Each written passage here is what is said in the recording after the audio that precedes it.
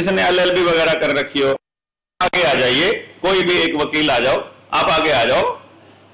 Practising है, हाँ चलो प्रैक्टिस कर रहे हैं ये वकील।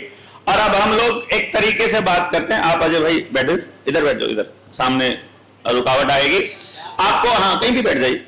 आपको मैं ये इसलिए बता रहा हूं कि आपको ये समझना पड़ेगा कि असली खेल आपको समझ आ जाएगा, उस दिन क्लैरिटी हो जाएगी कि भाई ये तो बड़ा मतलब झोल है। आप इधर आ जाए थोड़ा सा, ये झोल है और ये झोल समझ में आना बड़ा जरूरी है। क्या नाम है वकील साहब आपका? खैराज नाम है मेरा। खैराज छावरिया? खैराज राज। खैराज राज। खैराज राज जी प्रैक्टिस कर रहे हैं और मैं आपके सामने इन वकील साहब से कुछ सवाल पूछूंगा। मैं इनसे कभी पहले नहीं मिला हूं, कदे नहीं सोच रहे हो कि सेटिंग करके आया बाबा रामदेव की तरिया, ठीक है भाई।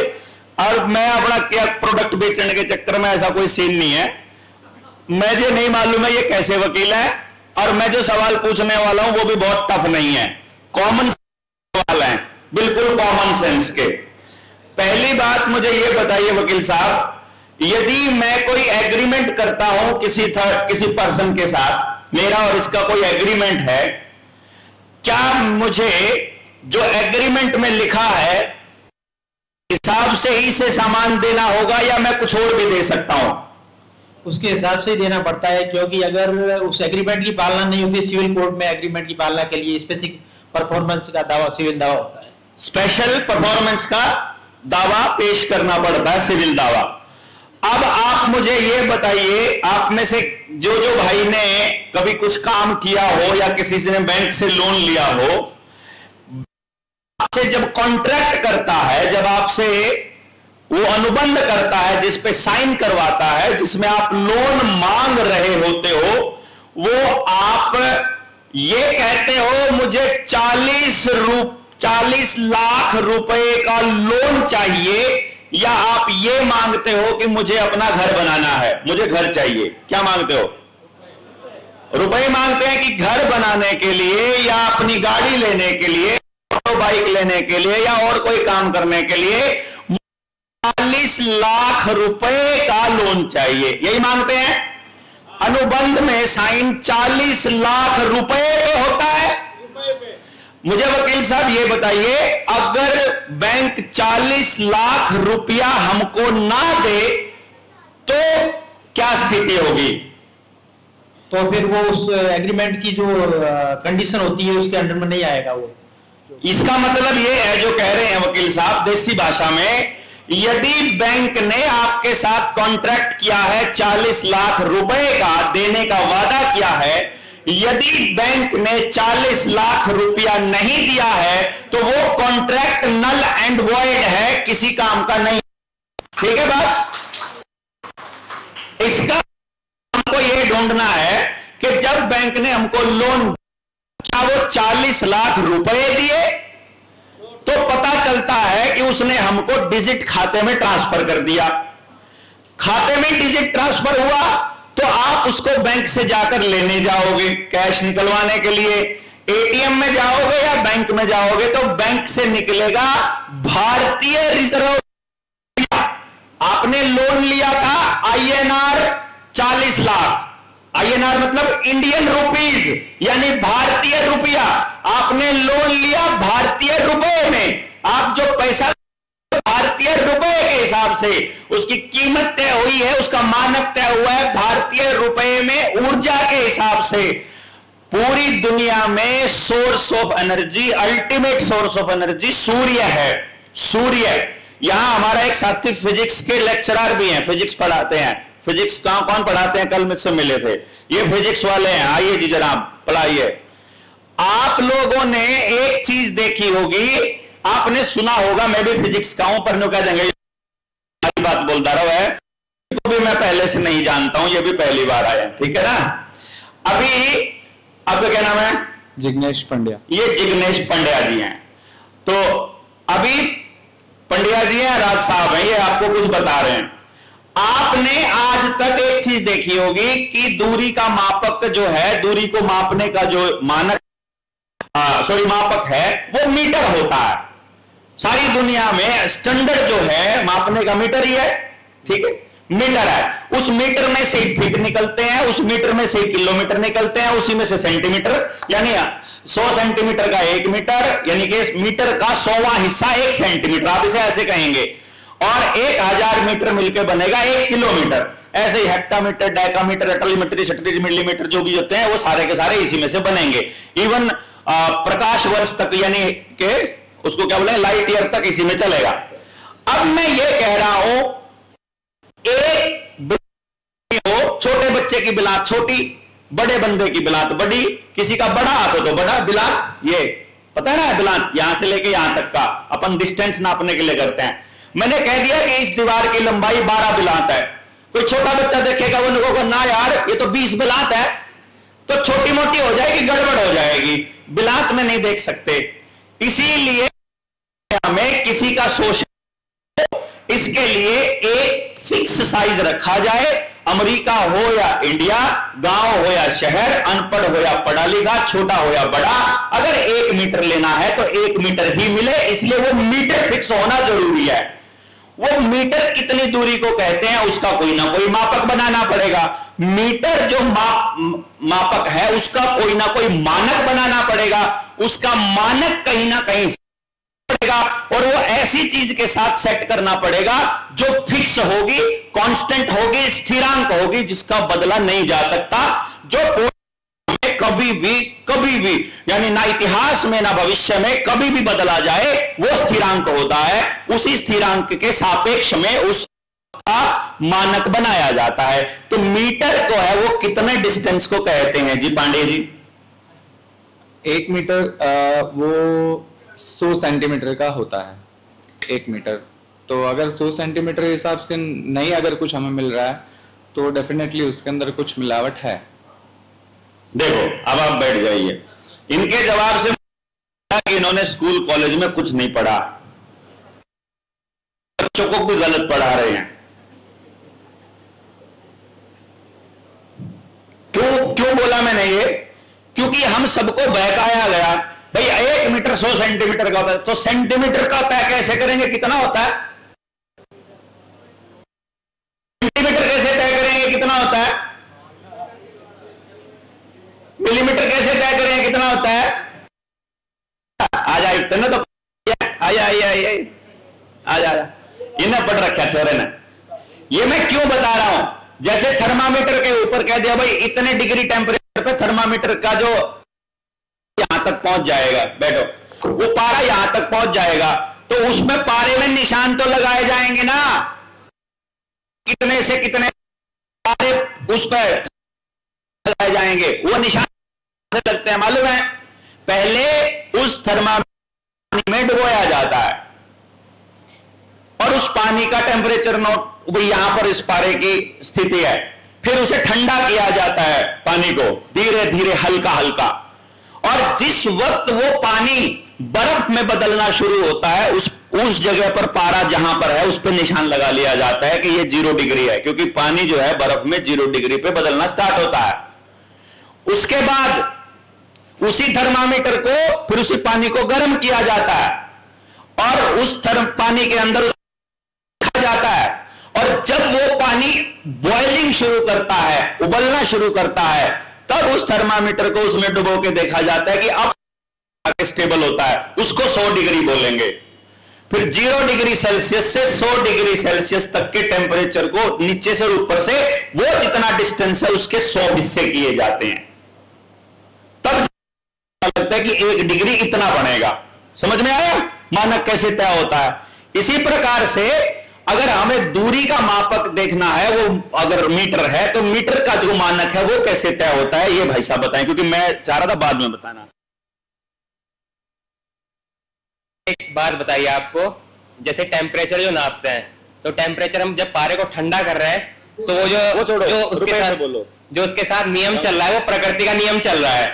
तो जब मीटर भी नापेंगे तब भी हम प्रकृति के नियम को ही लेंगे, क्योंकि दुनिया में प्रकृति कुदरती है जो हमेशा स्थिर है, जो हमेशा एक जैसी है। जो अगर आप कितने भी 1000 करोड़ पृथ्वी बनने से पहले भी कहीं भी चले जाओ, आपने गेहूं बोया है तो गेहूं ही उगेगा, चाहे वो राम का हो, कृष्ण का हो, हमारा हो, किसी का भी, वो प्रकृति के नियम कभी नहीं जब भी मानक बनाना पड़ेगा तो हमें प्रकृति की सहायता लेनी पड़ेगी, चाहे वो हम किसी भी ले। वैसे ही अगर हमें मीटर का मापक बनाना है तो हमें प्रकाश की सहायता लेनी पड़ेगी, क्योंकि प्रकाश भी कुदरत का ही हिस्सा है। और प्रकाश जब हम पढ़ते हैं कि 10 की पावर घातांक कितनी है, प्रकाश जितने समय में जितनी दूरी तय करता है उसको नाप के, जैसे टेम्परेचर के लिए हमने बिल्कुल 0 डिग्री जब पानी जमता है ऐसे गर्म होने तक, उबलने तक बीच में 100 हिस्से करें, वैसे ही प्रकाश लाइट जितनी दूर तक ट्रेवल करती है, जितने सेकंड में, जितने मिले सेकंड में, उसके टुकड़े बराबर बराबर करके हमने इसका मानक तैयार क्यों किया? क्योंकि एकमात्र कुदरत है जो नहीं बदलती, जिसके हम सापेक्ष, जिसकी सहायता से हम, जिसके समक्ष, जिसके बराबर में हम कोई भी मानक रख सकते हैं। धन्यवाद। बहुत फिर बका आ गया, कंफ्यूज ज्यादा कर गए तो बैठो मैं बताता हूं।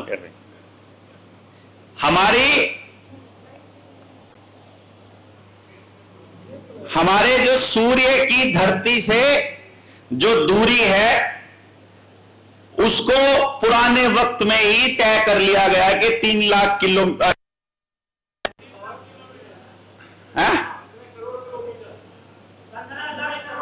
15,000 करोड़ किलोमीटर, 15 लाख करोड़ किलोमीटर है। ये कह रहे हैं कि वहां से सूर्य की किरण को धरती तक पहुंचने में लगभग 8.5 सवा 8 मिनट लगते हैं, और सूर्य की किरण की यानी प्रकाश की जो स्पीड है वो 3 लाख किलोमीटर पर सेकंड है या पर सेकंड। 1 सेकंड में 3 लाख यानी 3 × 10⁸ पर सेकंड, यानी 1 सेकंड में 3 × 10⁸ डिस्टेंस ट्रैवल करती है। ये है स्पीड, और स्पीड और टाइम अप्लाई होता है तो बनता है डिस्टेंस।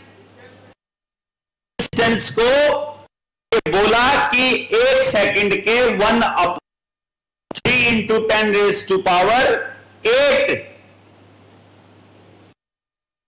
मतलब इतने सेकंड में जितनी दूरी पर उसको 1 मीटर कहेंगे। इतना कॉम्प्लिकेटेड बना करके हमारे पुरखों ने डिस्टेंस ट्रैवल तय। इसी तरीके से इसको करने के लिए उन्होंने को ही पॉइंट लिया। जैसे आप बताओ दिल्ली की दूरी कितनी है? वो कह रहा 200।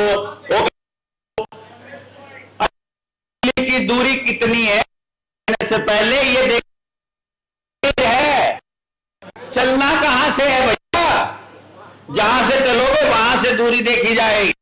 दूरी छोटी है या बड़ी है इसको देखने के लिए कोई दूसरी चीज बराबर में होना जरूरी है। अपना है तो पॉइंट जो है रफ करना पड़ेगा कि ये के बाद बात एक मानना पड़ेगा ना। बर्फ है, बर्फ बन गई, बर्फ से नीचे तो बर्फ, टेम्परेचर 0 डिग्री है।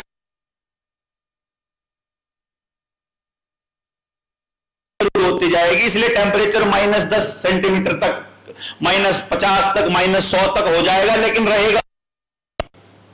अब 50 से लेके 0 तक वो बर्फ, तो -50 बर्फ नहीं है, पानी और बर्फ एक साथ रेजिस्टेंस करते हैं, उसे 0 नहीं बोला। चलना शुरू, बर्फ जब पानी में बदलनी है उस टेम्परेचर को 0 डिग्री बोला है। अब वो कह रहे हैं किसी को मानना पड़ेगा, तो केंद्र किसी को मानना पड़ेगा।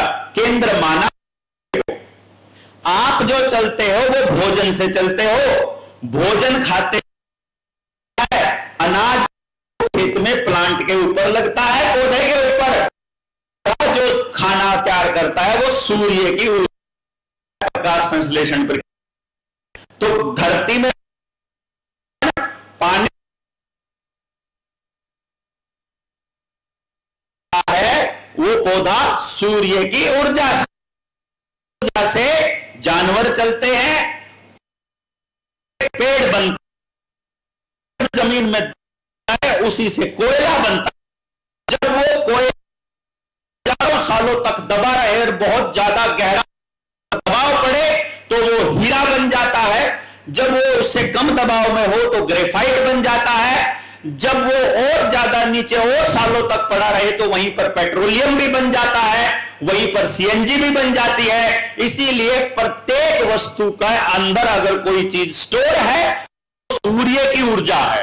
पेट्रोल से मिलती है सूर्य की ऊर्जा, डीजल से मिलती है सूर्य की ऊर्जा। आप मेहनत करते हो सूर्य की ऊर्जा से, बिजली सूर्य की ऊर्जा से, क्योंकि पानी पिघलता है ग्लेशियर का सूर्य की ऊर्जा से, नदी बहती है सूर्य की ऊर्जा से, आपका जीवन सूर्य की ऊर्जा से, जो कुछ भी है वो है सूर्य की ऊर्जा। इसलिए कहा जाता है सूर्य जो है सारी ऊर्जाओं में ऊपर अल्टीमेट सोर्स ऑफ एनर्जी, सबसे ऊपर सोर्स, उसी को केंद्र में माना।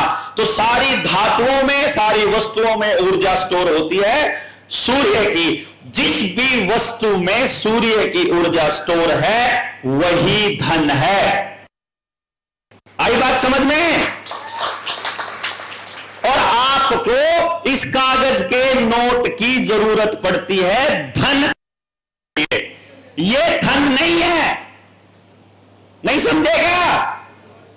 कागज का नोट खरीदा धन खरीदने के लिए, क्योंकि जो चीज आपने उसमें ऊर्जा स्टोर है, उस ऊर्जा पर उतनी ही ऊर्जा की कोई चीज आपको देनी पड़े। इसीलिए फिर एक गेहूं के कितने, एक गेहूं में कितने पौधे हो जाएंगे, चावल में कितने हो जाएंगे, एक मक्की में कितने हो जाएंगे, एक बाजरे में कितने को पैदा करने और उगाने और पैदा करने और उसको बेचने में कितनी मेहनत लगेगी, वहां तक जा, फिर सोने को इकट्ठा होने में कितनी लगेगी, फिर लोहे को लोहा बनाने में कितनी लगेगी निकालने में, कोयले को जमीन से निकालने में लगेगी, हिसाब से ही उसकी कीमत।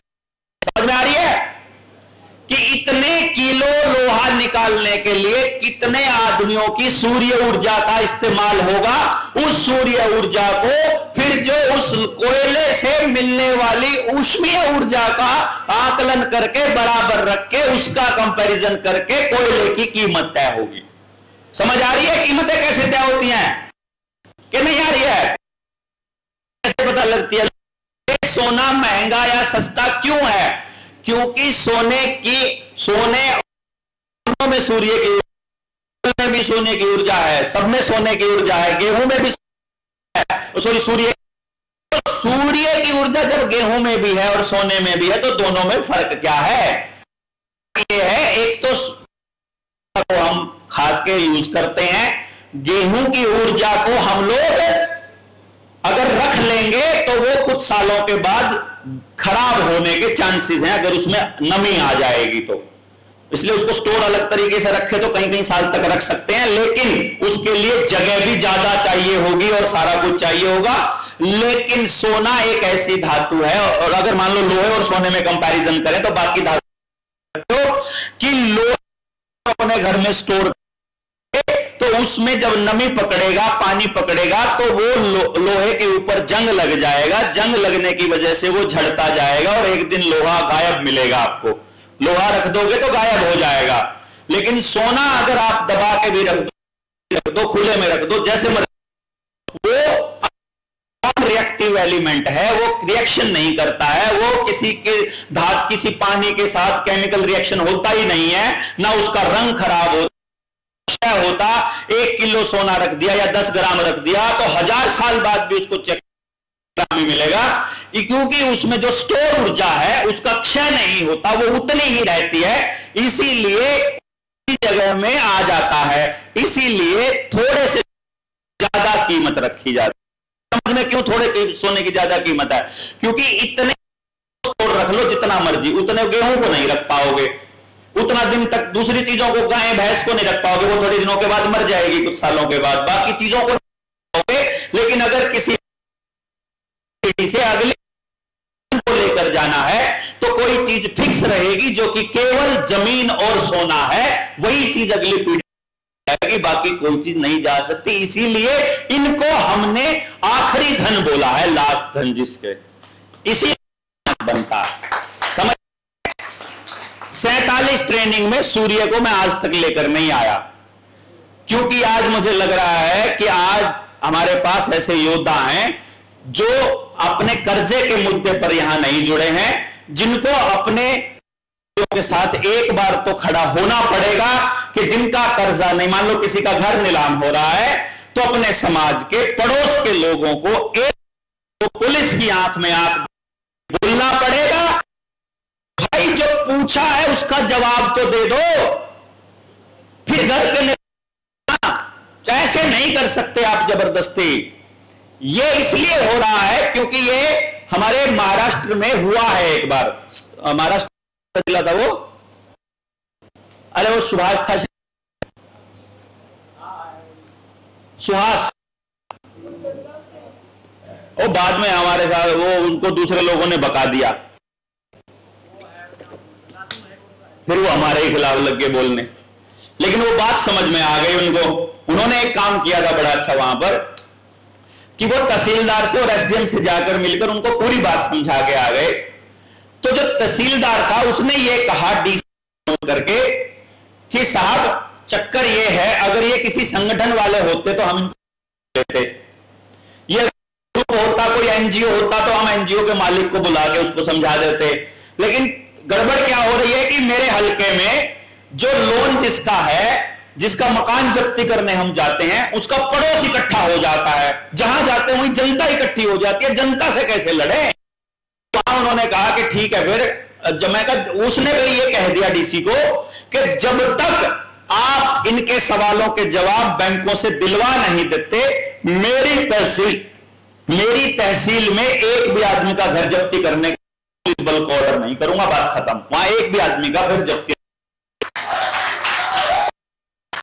लेकिन वो टेम्पररी रिलीफ है।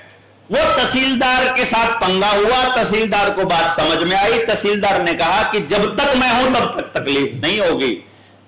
तो थोड़े दिन के अंदर बैंक वाले ऊपर वाले अधिकारियों को पैसा दे करके उसका ट्रांसफर करवा देंगे, फिर तो तकलीफ चालू हो जाएगी। टेम्पररी रिलीफ हुआ, पक्का रिलीफ अगर किसी एक भी व्यक्ति को उन्होंने एनओसी दे दी तो सारे देश, एक भी आदमी को 10 रुपए के बदले सोना दे दिया तो सारे देश को देना पड़ेगा। इसलिए वो ये नहीं करेंगे, वो आपको रिलीफ देते रहेंगे धीरे धीरे। वो रिलीफ भी तब मिलेगा जनता विरोध कर रही है, वो भी टेम्परेरी मिलेगा। और जब देखेंगे कि जनता की मेहनत रंग ला रही है, हमारे बोलने हो रहा है और जनता जाग रही है, तो वो किसी एक नकली क्रांतिकारी को खड़ी करेगी। हो सकता है सिसोदिया जी को ही कर दे, और सिसोदिया जी को बोलेगी सिसोदिया जी सारे तो दस्तावेज आप बनाते हो, सारा तो मसला आपको पता है, तुमको एक बयान ही तो देना है कि बरारा को क्या घंटा पता था, मैंने ही तो किया जो कुछ किया, उसको क्या आता था, हमारे बिना बलारा क्या कर लेता, मैंने ही तो उसको ऐसा हीरो बनाया था। और ये कहने लग जाए ठीक है सिसोदिया जी आप जनता को भड़काना, आप लोग सोचोगे यार बलारा जी का खास आदमी बोल रहा है तो सच्ची होगा, बोल रहा है ना, इसलिए बोला सिसोदिया जी का ही चेला था वो और बुलंदशहर से जिसका जिक्र चल रहा था वो हरामी, हमने वीडियो बना दी साथ में बिठा करके, वो हीरो बन गया और वो लोगों को कहने लगा बलारा को क्या पता है, हम ही तो बनाते थे। वो तरेगी मेरे यार क्या कितने बड़े मौका परस्त होते हैं। अब वो मौका परस्त होते हैं तो ठा करके और लोगों को बुला के पैसे पीआईएल के नाम पे 20-20, 50-50, 60-60 हजार। एक साल 4x4 का सिरसा में बैठा था, वो रोता हुआ था, आत्महत्या कर रहा था जयपुर की रैली में, बगरू की रैली में, और वो बोलता है कि बलारा तो लोगों को ठग रहा है। वहां पर बैठ के सुबह के रो रहा, पीछे बैठ के 4x4 बिल्कुल है ठीक ना सा, और बकवास इतनी करता है आरामजादा, मेरे को कह रहा है कि वो लोगों को ठग रहा है। अरे मुझे तो पूरे भारत में कोई एक आदमी बोल दे यार मेरे को किसी ने कुछ खोटी चवन्नी भी दी हो, किसी को मैंने झूठ बोल के लगा किसी को बोला हो, अरे भाई हमने बोला यार कागज का जवाब देगा, इसके दम पर तो हम तुम्हारा घर नहीं जाने देंगे। पर गुंडागर्दी का इलाज मेरे पास थोड़ी है, मैं गुंडा थोड़ी हूं यार, गुंडे तो बैंक वाले और ये अधिकारी बने हुए हैं, उसका इलाज हमारे पास, तो उसका इलाज तो जनता करेगी सिर्फ खाली, ये तो बिल्कुल क्लियर है। और यही बोल करके हम लोगों को बोलते हैं, क्यों जी योगी जी हमने तो ऐसा नहीं कहा है।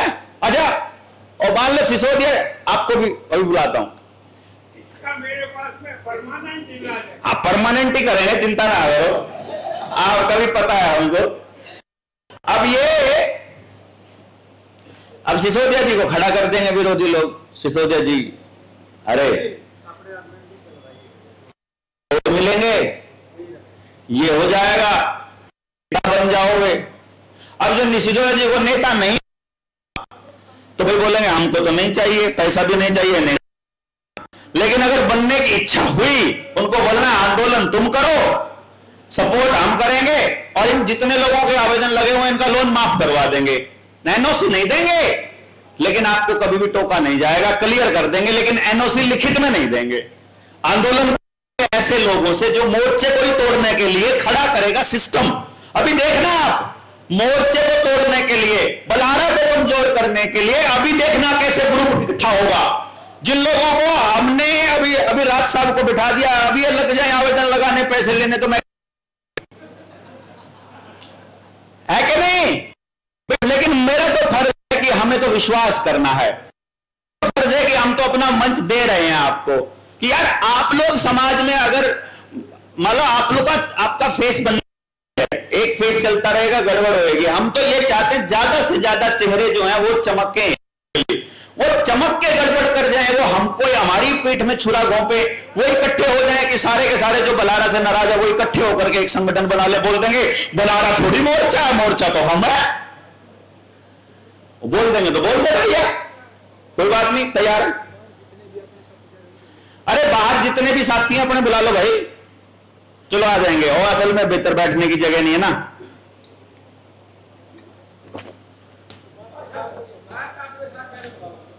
चलो कोई नहीं, आप क्या दिक्कत है, कितने,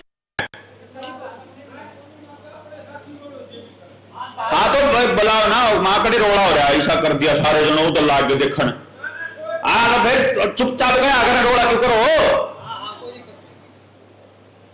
चलो अब जो सवाल है जी सबसे बड़ा, जिस बात के ऊपर चल रहे थे, आप बताइए। चलो एक जना न्यू बोला, अच्छा अब सवाल था वकील साहब से, कोर्ट में चल रही है बहस, मैंने मांगे थे रुपए, बैंक ने दी डिजिट और बैंक ने दिया मुझे रुपया। अब सवाल, तुमने उसी नकली बैंक नोट से सामान लिया था, ठीक है बात, उसकी बात तो जायज है, बैंक वाले की और पुलिस वाले की तो बात जायज है कि ना जायज है। ये तब तक जायज है जब तक बैंक नोट की कीमत और मेरे रुपए की कीमत बराबर हो। क्यों? बैंक नोट में उतना ही रुपया आता जितना मेरे रुपए में आता है। मेरे रुपए का जो मानक है, भारत के रुपए का मानक, दस्तावेजी प्रमाण से आखिरी जो मानक बनाया पेपर करेंसी एक्ट 1882 के मुताबिक, तो ये है जब कभी किसी चीज का मानक गया वो हो गया, मीटर इतना होगा वो उतना ही होगा। अब अगर अगली पीढ़ी में कोई शासक आकर कह दे कि 1 मीटर इतना नहीं इतना होगा, तो सबके साथ ठगी हो जाए। आपका 100 गज का प्लाट 150 गज का हो जाएगा उसी दिन। क्यों जी? तो जो बेचने वाला है उसकी 1 लाख रुपए 50 गज बच गए तो बेचने वाले की मौज और खरीदने वाले का शोषण। इसी तरह से अगर सामान पे वो पहले ठगी करते थे ना, जो मिलती थी उनको सजाए मौत, जो कभी कोई बढ़िया बट्टा गड़बड़ करता हुआ मिल जाए और ठगी करता हुआ मिल जाए, के नीचे इधर चुंबक चिपका लेता।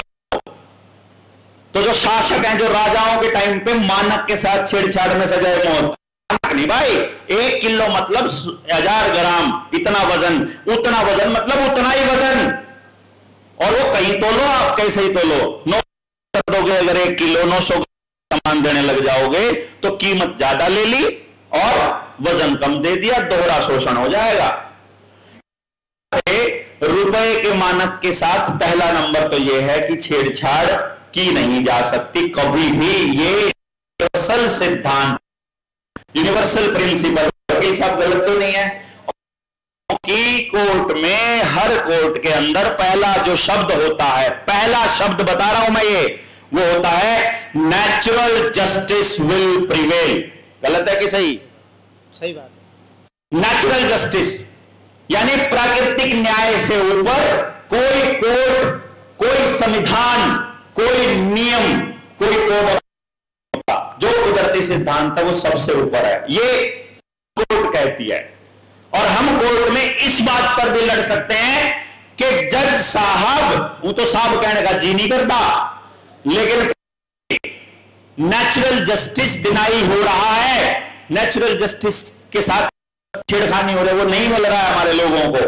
मौलिक अधिकार और ये सब तो पीछे हो जाएंगे, नेचुरल जस्टिस भी अगर फॉलो नहीं हो रहा है। लेकिन ये उस जज को मैं अकेला और जोर से बताने लग जाऊंगा तो कंटेम्प्ट ऑफ कोर्ट में अंदर कर दिया जाऊंगा और मेरे ऊपर कागजों में परमानेंट शाही में लिखा जाएगा कि ये आदमी तो बदतमीज है, जजों के साथ बदतमीजी करते हुए पकड़ा जा चुका है, पहले भी कर चुका है। जैसे भगत सिंह के ऊपर लिख दिया कि ये तो आतंकवादी था, अभी तक लिखा हुआ है। हमारे लिए तो वो क्रांतिकारी था ना, अंग्रेज लिख के चले गए आतंकवादी था। आज तक किसी नेता की औकात नहीं हुई है कि वो लिख दे कि ना भाई ये आतंकवादी नहीं, क्रांतिकारी था, इसकी वजह। लेकिन अब फिर मैं उस बात को कह रहा हूं, पहली बात तो जस्टिस ये कहता है कि मानक के साथ छेड़खानी नहीं हो सकती। दूसरी बात हम ये कह रहे हैं कि जितना सामान हमने 8,000 रुपए 9,000 रुपए के बैंक नोट देकर खरीदा, उतना सामान हमारा 1 भारतीय रुपए में आना चाहिए था। फिर बैंक ये कहता है बैंक का रिजर्व बैंक का जो गोल्ड रखना है, गोल्ड स्टैंडर्ड अब इस्तेमाल नहीं। तो वकील साहब, अगर गोल्ड स्टैंडर्ड खत्म कर दिया गया है तो गोल्ड स्टैंडर्ड खत्म करने के कोई प्रोविजन ना होते हुए स्टैंडर्ड खत्म कर सकता है? नहीं कर सकता। सबसे पहली बात, गोल्ड स्टैंडर्ड खत्म ऐसे किया जा सकता है, ये हमारे रिजर्व बैंक ऑफ इंडिया के आरबीआई एक्ट 1934 में कहीं ना कहीं लिखा होना चाहिए, भारत के संविधान में कहीं लिखा होना चाहिए। किसी गाइडलाइन, किसी कागज, किसी दस्तावेज में लिखा होना चाहिए कि एक टाइम में इतना स्टैंडर्ड तोड़ा जा सकता है, कहीं तो लिखा होना चाहिए। अरे बताओ भाई, भारत के इतिहास में नहीं, दुनिया के इतिहास में कहीं भी किसी भी जगह यह नहीं लिखा हुआ कि गोल्ड स्टैंडर्ड को है या बदला जा सकता। तो पहले बताओ, गोल्ड स्टैंडर्ड तोड़ना गलत हुआ कि सही हुआ? पहले नंबर पे गलत हुआ। जिसने गोल्ड स्टैंडर्ड तोड़ा वो पार लिया, सरकार वो तोड़ सकती है। उस गोल्ड स्टैंडर्ड को तोड़ने का अधिकार कहीं ना कहीं किसी ना किसी दस्तावेज में अंकित होना चाहिए। होना चाहिए ना, कि भाई संविधान में कहीं लिखा हो, हमारे किसी एक्टिविटी में लिखा हो कि ये तोड़ सकता है, ऐसा करे तो कर सकता है, राष्ट्रपति चाहे तो कर सकता है, आरबीआई गवर्नर चाहे तो कर सकता है, कहीं लिखा होना चाहिए। कहीं कोई अधिकार नहीं है उनको तोड़ने का, अधिकार भी नहीं, नियम भी नहीं। तो गलत हुआ कि सही हुआ? गलत। लेकिन फिर भी तोड़ दिया, तोड़ दिया तो तोड़ दिया, कोई बात नहीं, तोड़ दिया। अब मैं उससे ये पूछ रहा हूं बैंक मैनेजर से, जैसे अजय ने पूछा था कोर्ट के अंदर, मैंने बैंक के जोनल मैनेजर से पूछा था, है सो जो जोनल नहीं, जो हेड जो उसको आता है, क्या बोलते हैं उसको, जनरल मैनेजर, जो हो टॉप जीएम, मैंने उससे पूछा, भाई, और वो उसका था, और सेंट्रल बैंक ऑफ इंडिया का था शायद, दिल्ली में 6 करोड़ का एक केस था। हमने वहां पूछा उनसे सिर्फ जवानी, उन्होंने कहा गोल्ड स्टैंडर्ड को तोड़ दिया। डॉक्टर साहब, लोगों को मत भड़काया करो आप। मैंने कहा मैंने मान लिया, तोड़ लिया, आप मुझे सिर्फ उसका ये मतलब बता दो कि उस तोड़ने का मतलब क्या है। बोला जी तोड़ने का मतलब ये है कि अब भारत सरकार के किसी आदेश के बिना आरबीआई जो है वो नोट छाप सकती है बिना गोल्ड रिजर्व रखे। आई बात समझ में? गोल्ड तोड़ने का मतलब यही है ना कि आरबीआई जितने मर्जी नोट छाप, मतलब नोट छाप सकती है। मैंने कहा कितने छाप सकती है? मर्जी छाप सकती है। तो फिर भैया जी जब कोई नियम ही नहीं है नोट छापने का और जब कोई लिमिट ही नहीं है नोट छापने की, तो जो हमने कर्जा ले रखा है वो भी छाप लो। नहीं समझेगा? इस तरह से तो गड़बड़ के कि मेरी दिहाड़ी की कीमत तो 1000, मेरे घर की कीमत तो 1 करोड़, लेकिन सिर्फ एक कागज का टुकड़ा दिखाने से उद्योगपति को मिल जाएगा 5000 करोड़।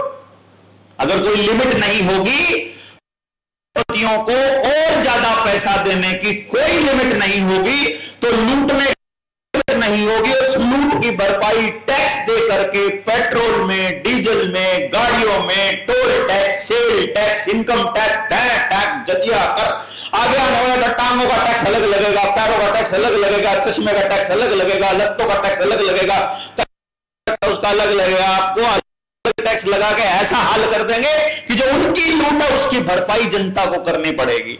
क्योंकि आपकी तो हर चीज की कीमत तय है, आपकी तो फिक्स है, उनकी तो कोई फिक्स नहीं है। तो इसलिए आप सबको प्लानिंग के तहत योजनाबद्ध तरीके से ऐसे उलझा दिया जाएगा जैसे 24 घंटे आप उनको टैक्स देने के लिए ही कमा रहे हो, क्योंकि जो उन्होंने छाप लिया उसका असली धन तो आपसे चाहिए। और असली धन क्या है? सूर्य की ऊर्जा से जो आपको भोजन मिला है, आप वो मेहनत करके उनको देते रहो, मेहनत उनके लिए करते रहो। अपने लिए ना आध्यात्म का समय है, ना आत्ममंथन का, चिंतन का, अपने शरीर का, अपनी आत्मा का, अपनी जमीर का, अपने परिवार का, अपनी बुद्धि का, अपने खेत का, अपनी मिट्टी का, अपनी वायु का, अपने देश का, अपने गांव का, कुछ नहीं करने के लिए समय आपके पास बचेगा। हो रहा है कि नहीं हो रहा सबके साथ? सब किसी और के लिए काम पे लगे हुए हैं। ये होगा, ये होगा, ये पहले बोल रहे हैं, तो हो रहा है। इसीलिए हमारे पुरखों ने स्टैंडर्ड तय किया था। अब वो ये कहता ऐसे हो सकता है, तो ऐसा कैसे हो गया? अगर ऐसा हो गया तो ऐसा भी हो सकता है भैया। नहीं समझे? इन्होंने गलत कर दिया, हम सही भी कर सकते हैं। इससे अगली बात कॉमन सेंस की बात बता रहा हूं, बस सिंपल सा आइडिया है, एकदम समझ में आ जाएगा। आज आपका वचन खंड बदला हुआ है 1968 के बाद। वो कह रहे हैं ये वचन खंड नकली है, इस पर तो नहीं मिलेगा। पहले वाला जिसमें लिखा हुआ था I to pay the gold, I promise to pay the bearer the sum of this on demand, उसमें ऑन डिमांड पहले, I promise to pay the bearer on demand the sum of rupees this at any office of issue. ये काट दिया गया at any office of issue और on demand. अब मैं ये कह रहा हूं वो वाला नोट तो असली है 1968 से पहले का। तो बाबा आपकी उम्र कितनी है? 71। अब ये 71 ईयर के हैं, इसका मतलब ये 1968 से पहले के पैदा हुए हैं, है ना जी? अब इनके पिताजी ने एक नोट कमाया था 10 रुपए का और एक 5 रुपए का, तो 15 रुपए में 1882 की पेपर करेंसी एक्ट के हिसाब से 15 रुपए में एक मोहर आनी चाहिए उस दिन। बताइए, वो तो नोट असली है, उस दिन तो सोना मिल रहा है, उस में गोल्ड आरबीआई के पास है। अगर उस दिन का गोल्ड आरबीआई के पास है, ये वाले नोट देखो संभाल के रखे हुए पुराने नोट, ये सारे इन्होंने उस टाइम के, ये ऐसे ऐसे अपने पूरा जीवन इस सत्य की लड़ाई में लगा दिया। प्रधानमंत्री राष्ट्रपति नाम से कांपते हैं इनके, वहां जिला कलेक्टर आके पूछते हैं अरे यार तुम करते क्या हो? बोलते हैं सत्य की खोज। अभी बताएंगे आपको अपना अनुभव। वो लोग जो अपने पूरा जीवन डेडिकेट किया हुआ, उन्होंने चिट्ठियां मेरे को दी थी दादा ने, मैंने पढ़ी थी। मैंने कहा ये जब हम लिखेंगे ना हर गांव से, अभी हम लोग जान के उनको पब्लिक नहीं कर रहे हैं कि तो पहले योद्धा तो तैयार हो जाए जो पहले मसले को तो समझ लें कि आप जवाब अगर नहीं तो फर्जी लोग हैं, इसका मतलब अगर जवाबदेही नहीं है। मान लो इनके पिताजी ने, मेरे दादा ने पहले 15 रुपया कमा, बदले में तो एक मोहर मिली, अरे भाई मिलनी चाहिए कि नहीं मिलनी चाहिए? कोई इनकम टैक्स में है यहां पर, या इनकम टैक्स में उसके घर में हो कोई रिश्तेदार, कोई जानकार हो? है एक बंदा? चलो एक है। आप लोगों को एक कोई इनकम टैक्स का बंदा ढूंढना है, या किसी के छापा मारते हैं सीबीआई वाले वो, या कोई ऐसा व्यक्ति जो घर में मतलब इनकम प्रूफ के ऊपर जो रिसर्च करता हो वो ढूंढना है। इसलिए ढूंढना है कि आपको अपनी आत्मा की और अपने दिल की जाने के लिए और सत्य के तक पहुंचने के लिए आपको केवल उससे यह पूछना है कि यदि किसी घर में 4 मिल जाएं तो तुम उस कागज में क्या लिखते हो? पता आपको? किसने बताया? वो मैंने बताया ना, मैं तो बता ही रहा हूं, मैंने पिछली वीडियो में बोला, लेकिन मैं अपनी नहीं कह रहा हूं, मैं कह रहा हूं कि मैंने जो उसकी सत्यता की जांच करने के लिए अपने किसी इनकम टैक्स के आदमी से पूछना कि घर में यदि कोई पुराना सोने की मोहर मिले, 1 तोला सोना होता है उसमें, वो मिल जाए तो उनको कागज में क्या लिखते हैं कि 4 मोहर लिखते हैं, 4 तोले सोना मिला, लिखना चाहिए 4 तोले, लेकिन लिखते हैं 4 15 रुपए की मोहर, यानी बराबर 4 60 रुपया मिला। और फिर वो लिखते हैं अगर चांदी का सिक्का मिल जाए उनको उस टाइम, और चांदी के सिक्के 100 मिल जाए तो वो वहां लिखते हैं 100 रुपए मिले। और अगर इसकी जांच करनी हो सुनार से जाओ, 1100 रुपए 1200 रुपए में 1 रुपए का चांदी का सिक्का मिलेगा, और 10 सिक्के या 10 जने लेके एक सिक्का और 10 सिक्के लेके बैंक जाओ। बैंक में तो आपके नजदीक खाता खुला हुआ है ना, मैनेजर के पास जाकर बोलो ये मुझे चांदी के सिक्के अपने खाते में जमा करने हैं, 10 चांदी के सिक्के लेके जाओगे 10 रुपए में जमा। इसका मतलब 10 रुपए की कीमत उन 10 चांदी के सिक्कों के बराबर को वो खुद ही बैंक मैनेजर बोल देगा आपके मुंह पे। ये बात तो आप कर ही सकते हो। जो हमको गालियां देते हैं कि तुम भड़का रहे हो, ये तो करके देख लो एक बारी। कौन कह रहा है 4 1 रुपए के और 4 सिक्के ले जाओ चांदी के? 1 रुपए में 1 चांदी का सिक्का लेता है और 15 रुपए में सोने की मोहर लेता है। और अगर किसी के घर में मिल जाए, किसी के घर में 4 मोहर मिल गई, इनकम टैक्स वालों ने 60 रुपया लिख दिया, वो जो 60 रुपया उसने लिखा है इनकम टैक्स वाले ने, और बाद में अगर मान लो वो जो पिताजी है जिसकी घर पे छापा पड़ा था वो गुजर जाए मुकदमा लड़ते लड़ते, और अगली पीढ़ी वो मुकदमा जीत जाए, तो जब वो बरामदगी वाला सामान है वो जब वापस लेने जाएगा तो वहां कागज पे क्या लिखा हुआ है? 60 रुपए। समझ रहे हो? तो क्या मिलेगा वापस औलाद को? क्योंकि जमा करने वाला अधिकारी कोई और है, आकलन करने वाला अधिकारी कोई और है, उसको वहां एविडेंस में जमा करने वाला कोई और है, उसकी एंट्री करने वाला क्लर्क कोई और है, और फिर मुकदमा लड़ने वाला अधिकारी कोई और है, और मुकदमा जीतने वाला, क्योंकि मुकदमा चलेगा 10 साल 20 साल, जीतेगा उस टाइम पे फैसला देने वाला जज कोई और है, और उस टाइम पे जब निकलवा के लाओगे तो उस कागज पे एंट्री करने वाला कोई और है। उसे ना किसी को पता जमा क्या हुआ था, ना किसी को पता निकलेगा क्या। औलाद सोचेगी मेरे बाप की अलमारी में 60 रुपए मिले थे, ये 60 वापस मिले हैं।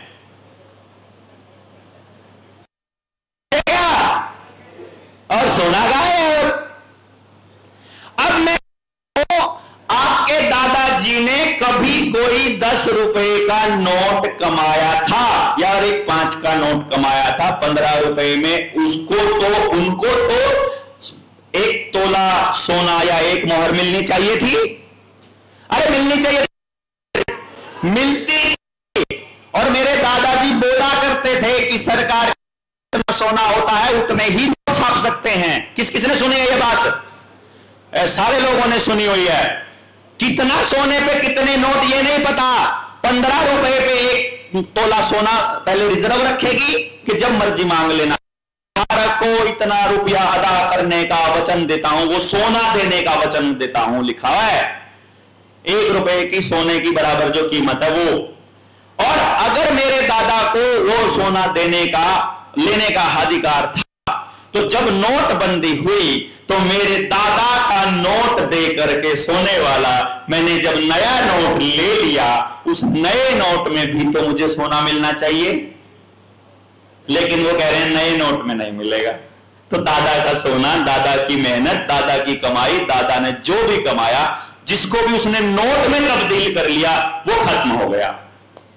जिसने भी अपनी मेहनत को नोट में तब्दील कर लिया, वो अपनी औलाद को खत्म करने का, बर्बाद करने का काम कर रहा है। अपने समाज में, अपने गांव में, रिश्तेदारी, अपने भाईचारे में जाकर चेक करो, आदमी ने अपना काम कमाने के लिए चालू किया, वो आज बीमार हो चुका है, या उसके घर में तलाक हो चुका है, या उसके बच्चे नशेड़ी हो चुके हैं, या वो गांव छोड़कर जा चुका है, या वो जेल में जा चुका है, या वो डरा हुआ है, या वो समाज से कटा हुआ है। नहीं हो तो बता दो, बताओ ना। जिसने भी अपना जीवन नोट के पीछे लगाया, जिसने अपना जीवन धन के पीछे लगाया, वो के साथ खड़ा है। जिसने उस पैसे, जिसने अपनी कमाई को गाय में बदला, भैंस में बदला, घोड़े में बदला, सोने में बदला, जमीन में बदला, मेहनत में बदला, सेहत में बदला, परिवार में लगाया, जिसने उसको ऐसी चीजों में लगाया जो किसी और को दिखाने के लिए नहीं थी, बल्कि असली धन में जिसने तब्दील किया, वो आज भी शान से जी रहा है। वो उसके में जाने के लिए खूब टाइम है, मस्ती करने के लिए उसके चेहरे की हंसी कभी गायब नहीं होती, उसके आज भी दोस्त खड़े हैं, उसको जमानतियों की कमी नहीं है। हमारे जैसों ने जमानती नहीं मिलते।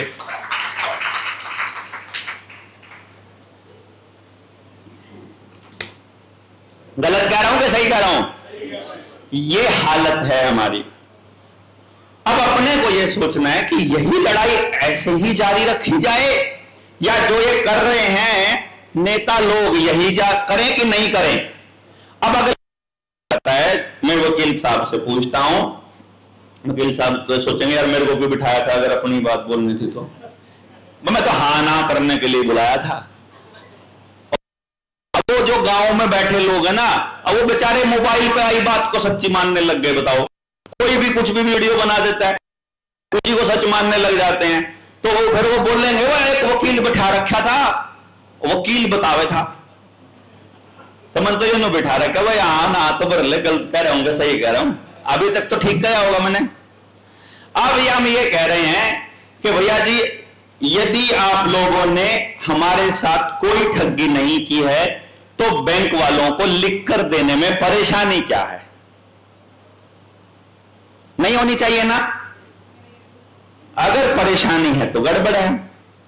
अब मैं ये कह रहा हूं कि भाई वकील साहब, आपने वकालत कब की थी? 2015 में मैंने वकालत शुरू की। इन्होंने 10 साल पहले वकालत करी थी, और जनता सरकार मोर्चा के बारे में जानने से पहले, मैं तो उसके बाद आपने क्या देखा वो मैं पूछता ही नहीं, कब जानने लगे आप? 7-10 दिन पहले ही मेरे एक मित्र है, उन्होंने बताया कि अपने को हरियाणा चलना है। तो ठीक है, फिर तो मैं 10 साल का आंकड़ा इनसे पूछ सकता हूं। 7-10 दिन पहले इनको जनता सरकार मोर्चा के बारे में पता चला। अब मैं ये कह रहा हूं, क्या आपने अपनी पढ़ाई के 3 साल, 4 साल लगाए, 3 साल एलएलबी में, 3 साल एलएलबी के, और 10 साल इनको एलएलबी किए हुए हो गए। 13 साल में पैसे का कूटकरण, बैंकिंग फ्रॉड, इसके बारे में कितने चैप्टर पढ़े? बैंकिंग के बारे में आज दिन तक हमारे सेक्टर ही नहीं था कोई भी बैंकिंग और ये पैसे के बारे में बताए। पैसे के बारे में वकीलों को कोई चैप्टर ही नहीं पढ़ाया जाता। धारा 189 ABCDE के बारे में, 489 ABCDE, उसके बारे में आपने कब पढ़ा? लॉ के बाद में प्रैक्टिस में जाना। जो पैसे का कूटकरण है उसके बारे में कब पढ़ा? यही लॉ के बाद ही पता चला। आपने कोई केस लड़ा कूटकरण का? नहीं, अभी तक नहीं आया। कभी कोई लड़ता? नहीं, कोई वकील नहीं देगा। जुडिशरी की क्लास में नहीं पढ़ाया जाता, इसकी क्लास में नहीं पढ़ाया जाता, वकील को नहीं पढ़ाया जाता। आईपीसी की धारा 489 ABCDE किसी आईपीएस को नहीं पढ़ाई जाती, किसी आईएएस को नहीं पढ़ाई जाती, किसी तहसीलदार को नहीं पढ़ाया जाता, किसी एसडीएम को नहीं पढ़ाया जाता, किसी नेता को तो पढ़ने की उम्मीद ही ना करो भाई, वो तो ही आरामखोर। किसी मंत्री को नहीं पढ़ाया जाता, किसी पार्टी के अंदर नहीं पढ़ाया जाता, किसी स्कूल के अंदर नहीं पढ़ाया जाता, तो क्या अगली जनरेशन को कभी पता चलेगा मानक नाम की कोई चीज होती है? कमाल की बात है, जो जीवन से जुड़ी कौन चीज है उसको पढ़ाया ही। आपकी सारी मेहनत को खाने का उन्होंने रास्ता इंतजाम करके रखा हुआ है, और आपको अपनी मेहनत बचाने का कोई रास्ता इंतजाम पता ही नहीं है कि मेहनत बचेगी कैसे। आप देखो क्या करते हो, आपस में चर्चा क्या करते हो, कमा कमा के थक गए, कुछ बचता ही नहीं। अरे महंगाई इतनी होगी, महंगाई इतनी होगी, कितनी होगी बता तो दो। नोट के बदले रुपये के बदले तो आज भी उतना ही मिला है। अरे भाई 100 साल पहले 1 किलो अनाज बना कर दिया, आज भी उतनी है बना। 1 किलो आटा है, एक आटे में 100 साल पहले ज्यादा बनती थी क्या? आज ज्यादा बना है। 1 किलो तो उतना ही हुआ है। जितने आदमी जितनी रोटी उस टाइम बनती थी, जितनी कैलोरी उतनी आज मिलती है। सूरज की रोशनी में जितना पौधा उस टाइम उग सकता था उतना मिलता है। डाल रखी हो तो जितनी देती थी उतना याद देती है, नहीं देती है क्या? कुदरत ने कुछ नहीं तोड़ा, कुदरत ने कुछ नहीं कम किया। जो नाश करा वो हमने करा जनाब, और वो हमने नहीं करा, हमको लूटने वालों ने किया। और हमको लूटने वालों ने पता ही नहीं कि वो लूट रहे हैं। विकास ने कौन से ने विकास भी कहीं है अपनी टीम में। एक तो जो खतरी बैठा है विकास।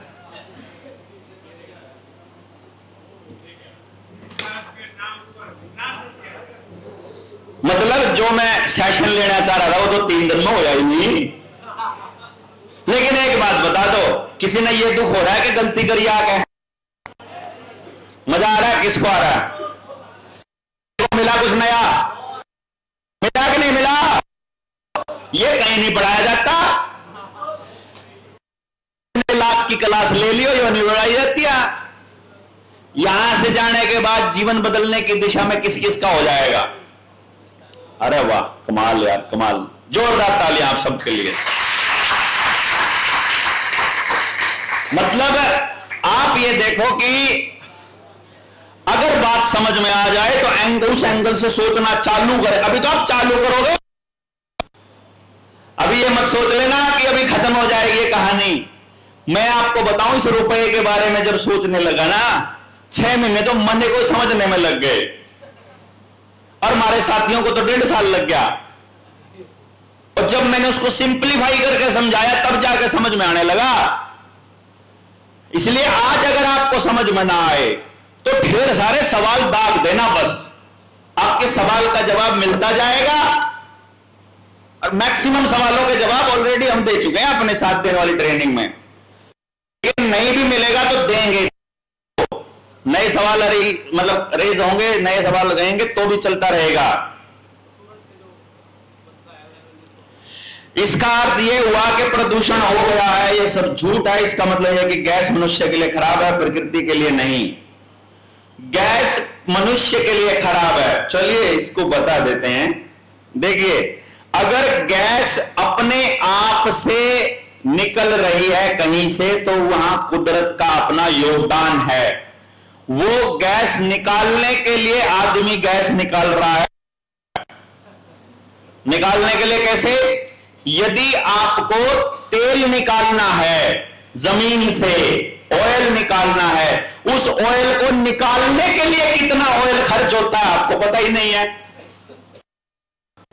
एक वाहन बनाने में एक बैटरी को में जितना लिथियम, जितना सोना, गोल्ड, जितना उसमें लगने वाला धातु इस्तेमाल होता है, वो गाड़ी मतलब जो प्रदूषण वाली, जो प्रदूषण बचाने के नाम पे इलेक्ट्रिक कार बनती है, जितना उसको बनाने में और ईंधन इस्तेमाल प्रदूषण हो चुका होता है एक्सट्रैक्शन, उतना प्रदूषण 50 50 साल में भी नहीं करती।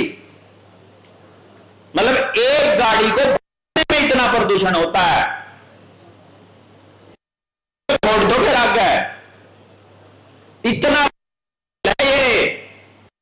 ये जो जमीनों को खोद के धरती का सीना तो पाड़ के, जो ये के जंगलों को काट के, पशु पक्षियों को उजाड़ के, गांवों को खत्म करके जो ये विकास करना चाहते हैं, असली मकसद नहीं है।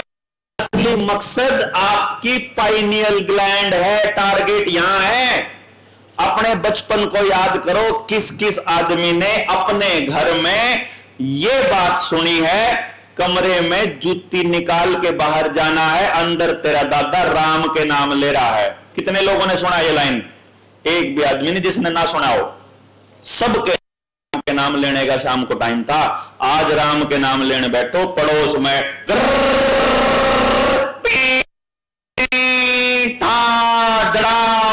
डीजे, बम, पटाखा, मशीन, ग्रिल, कटर, गलाई, है कई जगह ठक ठक ठक ठक ना हो रही हो? बताओ कहीं ऐसी जगह है तो? किसके घर के आसपास ना चल रहा हो?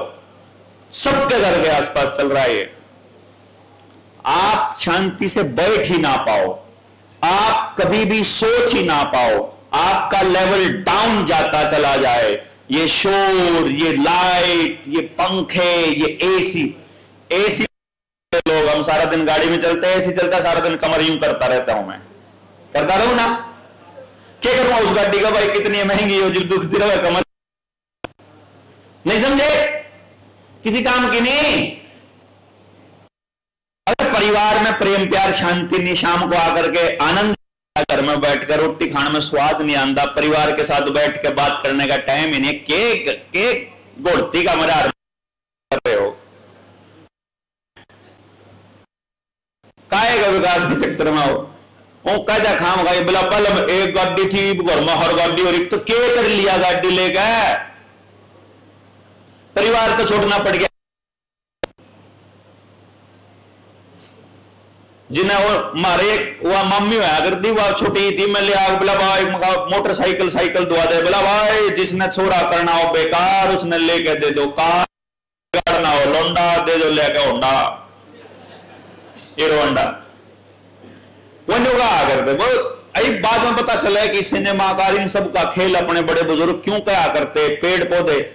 आपने अगर मेरी वो वीडियो जो डॉक्टर सूजन के साथ मैंने बनाई थी, डॉक्टर सूजन ने एक बात बताई कि बॉडी को डिटॉक्स करने के 7 मेथड हैं, उस पर अलग वीडियो बनाऊंगा कभी पीडीएफ बना करके, वो 500 वाले डॉक्टर सूजन को वहीं वो 7 के 7 मेथड वो हैं जो अपना हाथ से काम करके खेती करने वाले काम में शामिल है। इसलिए खेती को सबसे कि शरीर के, मन के, दिमाग के, समाज के जितने जार अगर निकालने हो तो खेती कर लो। पशु आधारित खेती, कुदरत के आधार पर खेती, और खेत में घुसने से पहले नंगे पर। हाँ हाँ हाँ, समझे एक बात? ये जो है मेरे गांव में से विकसित परिवार हैं, गाड़ी वाले परिवार, उनके जिन जिन के या जिन जिन के जले शरीर में, वो सारों के शरीर कंडम हो चुके हैं और कंडम होने की स्थिति में है। परंतु जो मेहनत कश हाथ से खेती कर रहे हैं उन ना बीमार होया ना अभी तक वो होया, और ना डॉक्टर सूजन की दवाई ली, क्योंकि नेचुरली डिटॉक्स ऑटोमेटिकली। ये तो छोटी वो नहीं है। अरे भाई जिनने लगवा रखा है परिवार के बाद बुखार होया था, बाट ना देखियो 2030 के बाद 31 का सूरज नहीं देखना, उनने पहला बता रहा हूं मैं। और देख लो तो मैंने बता दियो, जो इंसानों कह देगा ना कि मेरा लगने के बाद अरे होया था, मैं 31 लिख के दे जाओ, मैं तो पूछ लूंगा 31 में घर आ गए।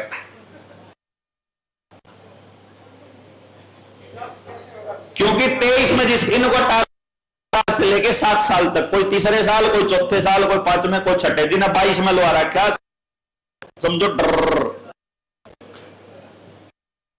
डिटॉक्स के लिए मैं नंबर दे देता हूं, आप लोग उनको डिटॉक्स के लिए मैसेज कर देना। भाई कितनी है महंगी, मैं आपको इस बात की गारंटी देता हूं, मैंने आज तक एक भी आदमी, देखो मैं गारंटी नहीं दिया करता किसी चीज की जब तक कि मने यकीन ना हो, पर 3.5-4 साल में मुझे पक्का यकीन, 3.5-4 साल में आदमी को वैक्सीन लगने के बाद शरीर में कोई भी तकलीफ हुई थी, मुझे आज तक कोई आदमी ऐसा नहीं मिला जिसकी तकलीफ ठीक ना हुई हो उस वैक्सीन की वजह से। तो इसलिए मैं कह सकता कई में काम कर रही है डॉक्टर सूजन की दवाई 85578 85,578 235 235 578 यानी 85578 और 57235 27 शुभम मान। आप इसको मैसेज कर देना, कॉल मत करना भाई, वो ना पूछ आप हिसाब किताब घाटे रखेगा मेरा नहीं इसमें, लेकिन वो अपना एक बड़ा हिस्सा मोर्चे को जब भी जरूरत होती है तो पैसे देने के काम करता है। 23 मार्च वाले में भी 50,000 रुपए दे रखे छोरे ने।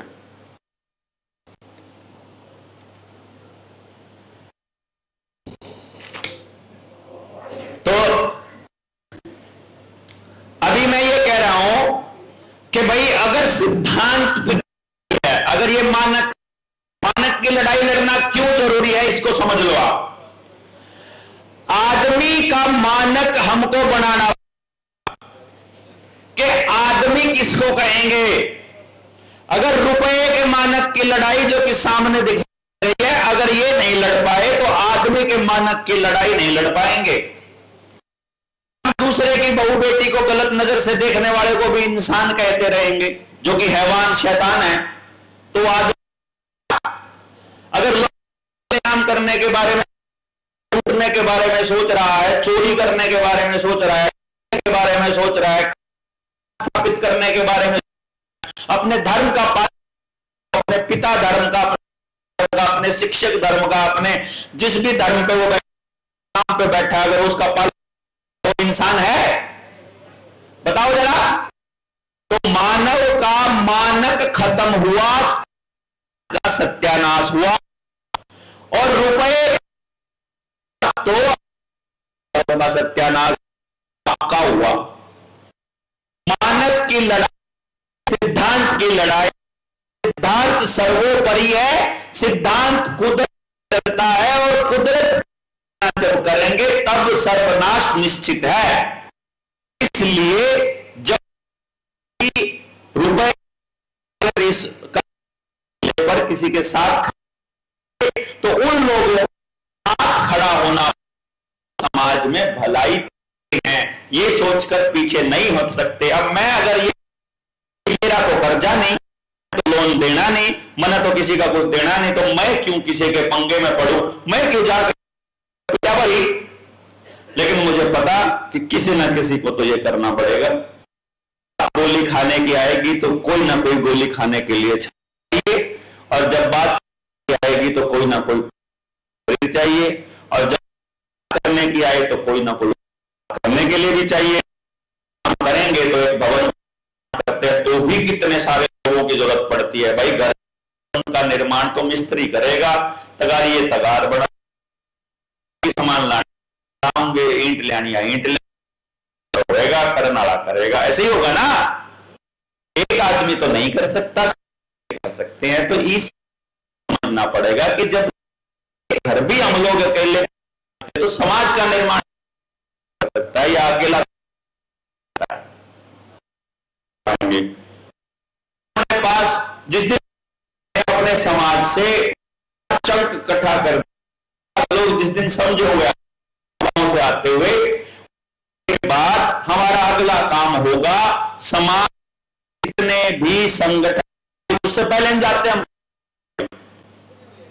उससे पहले नहीं जाएंगे हम, उस पहले हम ये बताएंगे कि हमारे तो इतने लोग हैं जो इस काम को अमली जामा पहुंचा सकते हैं।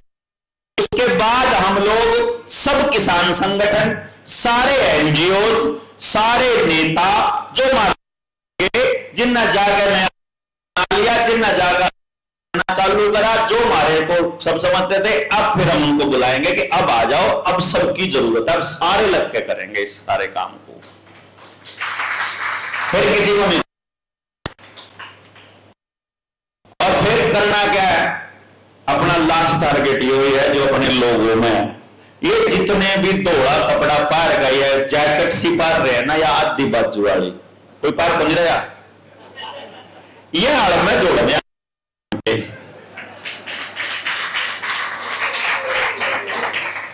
ये जो दौड़ कपड़ी है ना, ये आपको नहीं कह रहा हूं, ये जो नेता बने फिरे है ना, ये रगड़ने हमने तमना नेता 70 साल हमारे साथ राजनीति करी है। अब हम तुमको सिखाएंगे राजनीति क्या होती है, असली राजनीति अब हम इनको सिखाएंगे। मतलब, और ये काम केवल तब हो सकता है जब ये 5 इस यात्रा में शामिल होंगे, इंक्लूडिंग मी, मतलब मैं भी उसमें पहले नंबर पर ये कह रहा हूं, जिस दिन मुझे मोर्चे के इन लोगों से किसी भी तरह की कोई भी उम्मीद मेरे व्यक्तिगत के लिए हो गई, उस दिन हमारा सत्यानाश होना चालू हो जाएगा। मेरा चुनाव लड़वाने के लिए, मेरा धंधा चलवाने के लिए, मेरा कोई बिजनेस खड़ा करने के लिए, मुझे उधार देने के लिए, मेरा कोई काम किसी जिले में करने के लिए, आप पूरे भारत में किसी आदमी आज तक ये नहीं ढूंढ पाओगे कि देवेंद्र बलारा ने ये फोन करके मेरे से अपना पर्सनल काम करवाया था। मैं कभी नहीं। और इतने लोग हैं जो साथी हैं, जो कोई भी मना नहीं करेगा मुझे, लेकिन मुझे ये मालूम है वो काम करने के लिए अपने रिश्तेदार हैं ना, जिनका यह बात समझ में को नहीं आ रही, रिश्तेदारा को करवाएंगे, उन पर आके सब पागल हो रहा, तो ठीक है हम पागल हो तो काम करते, बात खत्म। या लड़न वाले हम बते रहे हैं, लड़न वाले जिनसे समझने वाले वही आकर। तो जिस दिन आप लगेगा कि मैंने मोर्चे के लिए इतना कर दिया तो मोर्चा मेरे लिए ये कर देगा, तो बात बनेगी, उसी दिन गड़बड़ हो। हम जो करें दान समझ के करें, श्रम दान, समय का दान, पैसे का दान, जो भी है, जो आपस में भी दो तो वो भी यही सोच करके करना है कि लगता है इसलिए कर रहे हैं, इसलिए नहीं कि मजबूरी है। ये जो पहली पंक्ति के लोग हैं ये स्वार्थ हो जाएंगे, उनको अगर कुछ नहीं चाहिएगा। मैं आपको शर्तिया कहता हूं कि जब ये विध्वंस करेंगे जो षड्यंत्रकारी लोग हैं, युद्ध आए, महामारी आए, कुछ भी आए, मैं इस बात की हूं अगर इन लोगों को चाहिए तो आपके परिवारों को रखने की जिम्मेदारी बहुत लोग अपने आप उठा लेंगे। कति जरूरत ही नहीं है आपको कुछ भी करने की, यदि आप नहीं भी बचे तो, और नहीं तो इनका कुछ नहीं बिगड़ना। इनका रोल होगा उस विध्वंस के पुनर्निर्माण का, उसी के लिए आप लोगों की तैयारी चल रही है। जैसे अभी बाढ़ आई, देखा होगा, मैं आपको पंजाब में नजर नहीं आया, देखा होगा ना, ये बाढ़ आएगी मुझे मालूम था, नहीं गया कि भाई मुझे कोई वीडियो बनाकर टीआरपी लेने ऐसा कुछ नहीं कर सकता। मुझे ये मालूम है कि इस वाली आपदा से लड़ने के लिए हमारे पुरखों ने सारी शिक्षा दे रखी है। हमारे समाज के पास इतनी समझ ऑलरेडी है। समाज को यह नहीं पता कि जी भैया बाढ़ चली जाएगी, उन बीमारियों से कैसे बचोगे, उन डॉक्टरों से कैसे लड़ोगे, उन बीमा कंपनियों से कैसे लड़ोगे। आपको मालूम है कि बीमा कंपनी की इंडस्ट्री ने आकर के पंजाब के उन इलाकों में सर्वे चालू कर दिया है कि भैया कितने लोग मरे, कितने पशु मरे, कितनी जमीन थी, कैसा पानी था, कितने डूब गए, कितने बीमार हो रखे हैं, क्या कर रखे हैं। क्योंकि अब अडानी वहां के हिसाब से बिजनेस खोलेगा, उसी के हिसाब से अस्पताल, उसी के हिसाब से कंपनी लगा, उसी के हिसाब से पेट्रोल पंप, उसी के हिसाब से जमीनें खरीदेगा मुंह मांगी कीमत पे लोन माफ करा करके, और फिर सारा का सारा सिस्टम वही अडानी का मालिक हो जाएगा। बैकडोर से आने तो उन लोग पड़ेगा कि प्राइवेट कोई भी आए लात माननी है, ये ज्ञान कौन देगा उनको, ये बताना पड़ेगा अपने को। बहिष्कार प्राइवेट कंपनी कोई भी आए, कोई भी सर्वे करने आए, ये नहीं कोई भी नेता बोलेगा किसी मंच से, क्योंकि खेल उन्हीं के लिए चल रहा है। ये इसलिए गया है पंजाब को, हम लोगों को। और जो बात कर रहे थे, एक साथी का सवाल था, अभी तक तो सवाल तो शुरू भी नहीं करे अपन है, बल्कि सेशन भी शुरू नहीं करा। मैं सही बताऊं तो आपने अब तक तो मैं कहेंगे टेम आ जाए, अगली ट्रेनिंग 2 टाइम रोटी दिया करेंगे ना, दोपहर की रोटी कैंसिल, सांझ वाली थोड़ी जल्दी कर दो, दोपहर वाली में भी और 2-3 घंटे खराब। अब मैं ये कह रहा हूं कि अभी एक साथी कौन था वाइब्रेशन पे बोलने वाला, क्या कह रहा था कि आप वाइब्रेशन पे कुछ बोल रहे थे,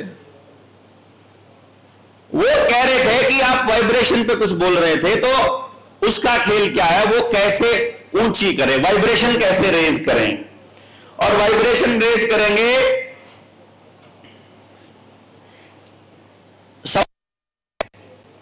और का स्टेप क्या है। जैसे